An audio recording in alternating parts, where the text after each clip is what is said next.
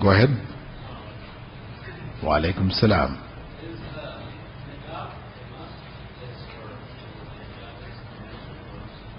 Okay, brother's question concerning niqab or the face veil, is this a must and a requirement for Muslim women? Well, this is an issue over which Muslim scholars have differed. Some hold that it is not an obligation, but those who hold it's not an obligation hold that it is a strong recommendation. And others hold that it is an obligation. You do have an element amongst modernists who would even go so far as to claim that it isn't an obligation at all. Even the khimar or the scarf itself, but this is something cultural, and that modesty is only a principle and an idea that can vary from society to society, and as long as you maintain what may be classified as modesty, you're okay. So if you're in the West, what constitutes modesty, which might constitute nakedness in the Muslim world, is okay, you know. But this is, of course, an extreme view which steps outside of the bounds of Islamic law. An Egyptian scholar stated that France is permitted to pass a law banning hijab. Muslims should move to Muslim countries. What is your view, especially for Muslims whose home is in the West? Well, whether France is permitted to or not, that is up to them. Of course, it's their country, they can do what they want to do in the country. But it is something which may be fought legally, because there are also people from various areas of human rights who have actually opposed this. There is an article which is available on the internet, written by one of the big human rights organizations, in which they recommend, that they call on France actually to take this back. Human Rights Watch. They said the proposed law is an unwarranted infringement on the right to religious practice, said Kenneth Roth, Executive Director of Human Rights Watch. For many Muslims, wearing a headscarf is not only about religious expression, it is about religious obligation. He has understood the crux of the matter. He said some supporters of the proposed law, known as the draft law concerning the application of the principle of secularism in schools, junior high schools and high schools, which would come into force in September, believe it is necessary to uphold the separation of church and state in education, and to protect the secular state from the perceived threat of religious fundamentalism, particularly Islamic fundamentalism. However, protecting the rights of all students to religious freedom does not undermine secularism in schools. On the contrary, it demonstrates respect for religious diversity, a position fully consistent with maintaining the strict separation of public institutions from any particular religious message. Human Rights Watch recognizes the legitimacy of public institutions seeking not to promote any religion via their conduct or statements. But the French government has taken this step further by suggesting that the state is undermining secularism if it allows students to wear religious symbols. So this is Human Rights Watch, a non-Muslim organization opposed to the ban which is being proposed in France. Now, Muslims should move to Muslim countries. Well, I mean, this of course is something which may not be practical at all. Of course, Muslims, wherever they find that practicing Islam becomes difficult, they are obliged to migrate, to make hijrah. This is an obligation which remains on Muslims until the last day. So the obligation to migrate is a general obligation which Muslims are faced with wherever they are. Even in Muslim countries where they have difficulty practicing Islam, they are obliged to migrate to another area where they can better practice Islam. As for the majority of Muslims, for example, in Western countries who cannot migrate, their responsibility is to try to implement Islam as best they can and to convey the message of Islam to the non-Muslim society in which they live.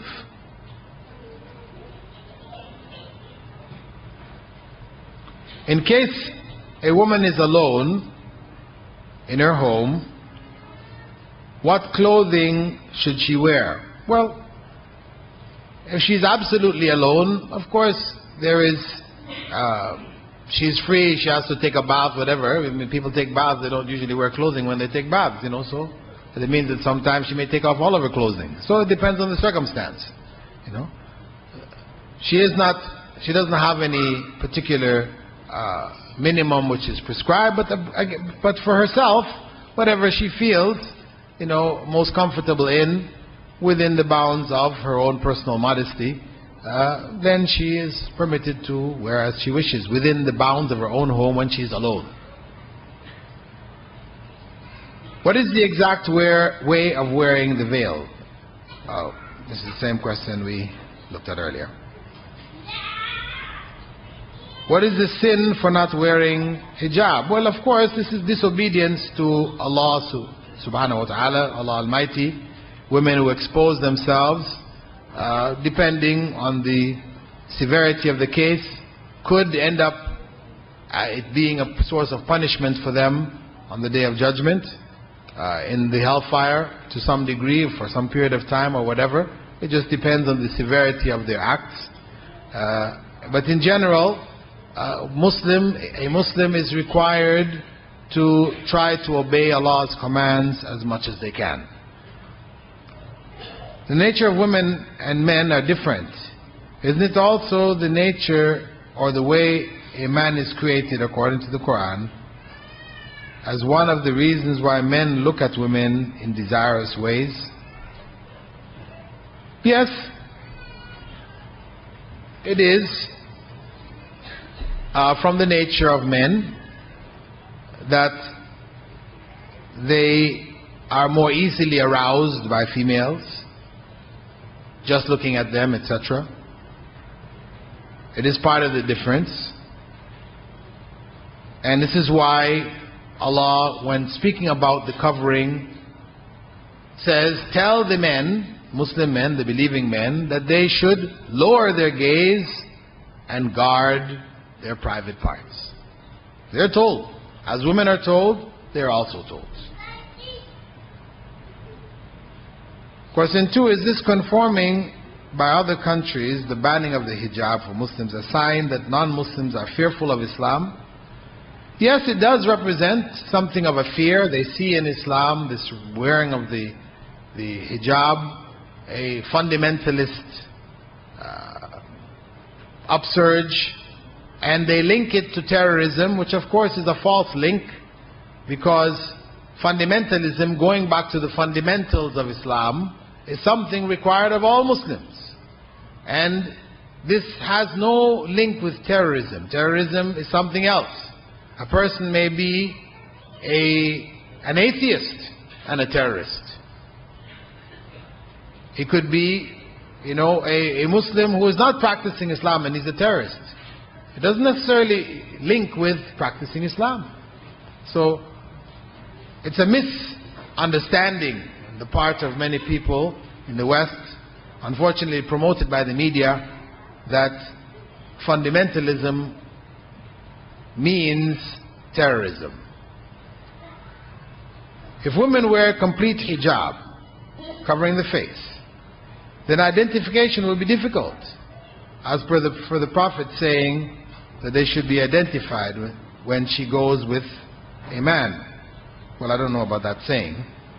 In fact, the idea is that she is not identifiable, easily identifiable. It is sufficient that she knows who her husband is and where they have to meet. It is not necessary that the husband be able to identify his wife, when she is amongst other women in a similar dress. This is not a necessity. Some parents say, I will leave it up to my daughter to decide. What do you have to say to them? Well, this is a mistake.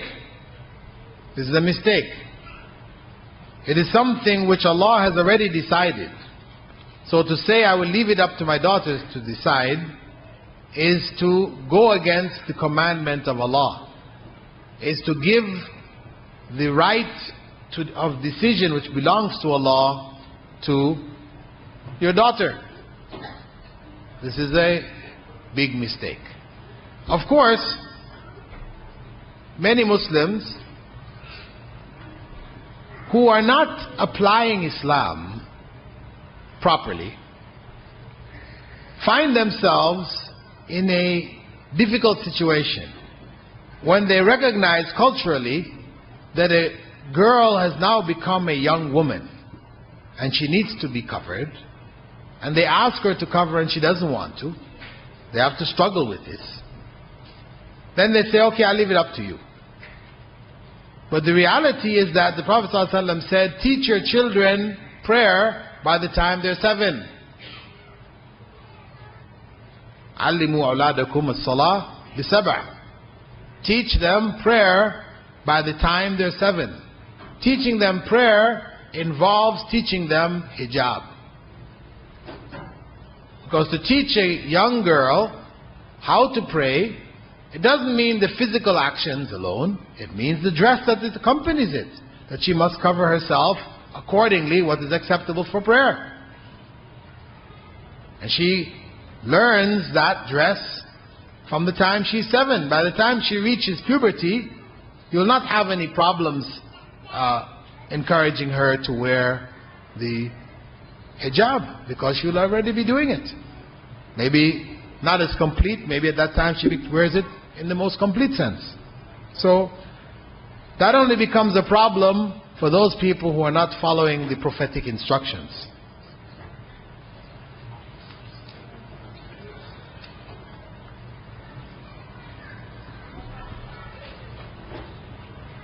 How long would it take for Arab women to take off the hijab, going at the present trends? Well, I'm not a fortune teller, so I really can't give you an answer to that one. And in any case, you know, these trends are cyclic. If we were to go to Egypt, for example, 60 years ago, you would hardly find any woman wearing a scarf. Hardly find it. Today, you can't go anywhere without finding women wearing scarves. When I was in Malaysia in the 60s, I lived in East Malaysia, which is a Muslim country. I never saw a single woman in hijab. Not a single woman. Not one. Even, I found myself when I went to Medina to study, during Hajj, and I saw these women that looked like the women of Malaysia, all covered up, you know, except for their face and hands. I asked some friends of mine, where are these people from? You know, because they look like Malaysia. I said, Malaysia. I said, what? I never saw anybody dressed like that in Malaysia. You know, because what they would do, they knew that when you pray you had to cover yourself. They would carry these garments in bags when they go to the mosque, and then when they get inside they'd put it on and they'd pray in it and put it back in the bag and leave. So I never saw it the whole time I was there in Malaysia. Now when I went back in the 90s, it was everywhere. The schools, the public places, everywhere. So even if you may find a society leans at one point towards a relaxing, the overall trend of Islamic awakening will help it come back in line. So I don't fear for the future in that regard.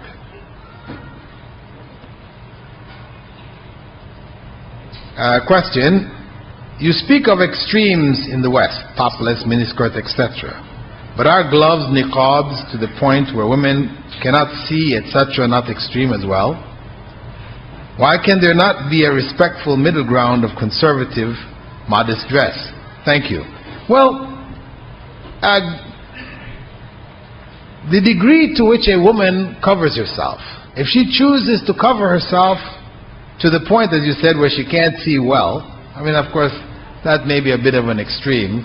you know, where it's going to hinder your walking, you're bumping into poles and falling and tripping and things like this. So we say this is an extreme. You should at least have a minimum of being able to maneuver in society, right? So, but still, even with the niqab and the glove, we can't say niqab and the glove is extreme. If it is sanctioned by the religion and a woman chooses to do so, then that is her option. There is no harm coming from it to the society or to herself. There's no harm coming from it to the society and to herself. In fact, one recent study, a doctor I was reading talking about societies where women wear the face veil have fewer incidences of nose and throat infections because it acts as a screening out. So there's benefits, in fact. Now if we go to the other extreme, you know, where people, the topless and the miniskirt, we say there's harm, there's obvious harm there, you know. So where are we going to find the modest means? Okay, what do you consider modest? What you consider modest, another person may not consider modest. You know? So we have difficulties. If it's left to the individual to decide, then we have problems. This is why, as Muslims, we say, leave it to God. Let God decide. Because we really don't know what's best for us. So this is the Islamic approach to it. As I said, abuse of women, you know, harassment of women in general, sexual harassment of women, which sometimes may reach the point of rape, and many other times it's not to that point. We do, common sense does tell us that this is going to be related to clothing. This is just basic. For a person to say, no, it has nothing to do with clothing. If I wear a bikini, it's not going to excite men. And in fact, if I wear a complete covering, you can't see anything of me, that might even excite them. No. Yes, there may be a man excited by that. But all men are excited by the bikini. That's reality. You know, let us not fool ourselves.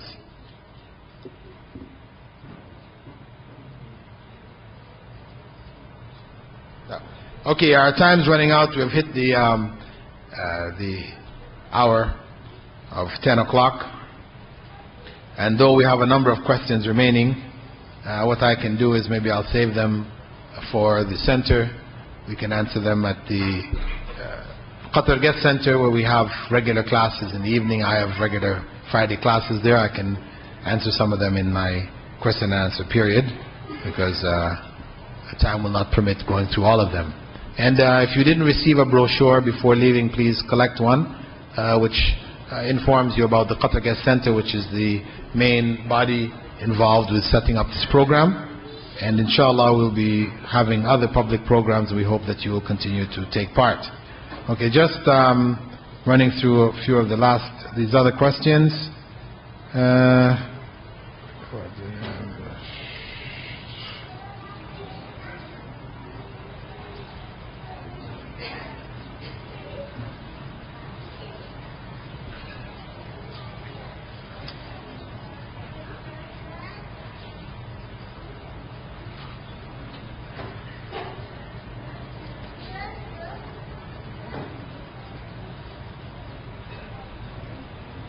Is it permissible for children of the age 13 and 14 to wear hijab, that is the head cover, only at school, where the girls and the boys are separate? The hijab doesn't cover the chest. Well, you know, 13, 14 is the age of puberty, so a proper hijab should be worn by a girl of that age. The point at which it becomes a requirement, an obligation, religious obligation, is the age of puberty.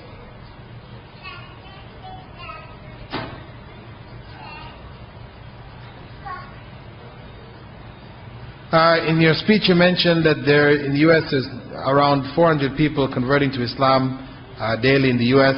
Is there proof in this comment? Yes, it is research done by Yvonne Haddad from the University of Michigan and Ihsan Baghbi, both Professor Ihsan Baghbi, both of them concluded with these figures close to that 300 plus, etc.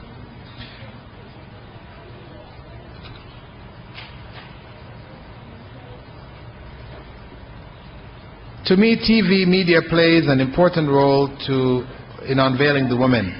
If you provide liquor to a drunkard and then you tell him not to drink, it is very difficult for him. First ban the liquor, then tell him not to drink.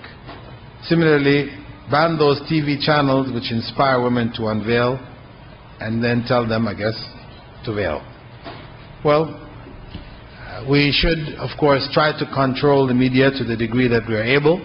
But even if the media is not in our hands and it is not complying with Islamic principles, does that now become justification for us not to comply with those principles? Of course not. In the end, a person has an obligation to worship God, to obey the commandments of God in his or her life, whether the whole society doesn't do it or whether they do. Ultimately, they will be asked about themselves, first and foremost, and as such, they should consider the obligation a personal obligation. The implementation of Islam is a personal requirement. Then it is one of family, community, and society, etc. But first and foremost, we must begin with and end with ourselves, because we have to answer, each and every one of us, to God. With that, I'll close thanking you all for being with us this evening, and hoping that you will continue to take part in our various programs that we're offering. سبحانك اللهم وبحمدك نشهد أن لا إله إلا أنت نستغفرك ونتوب إليك.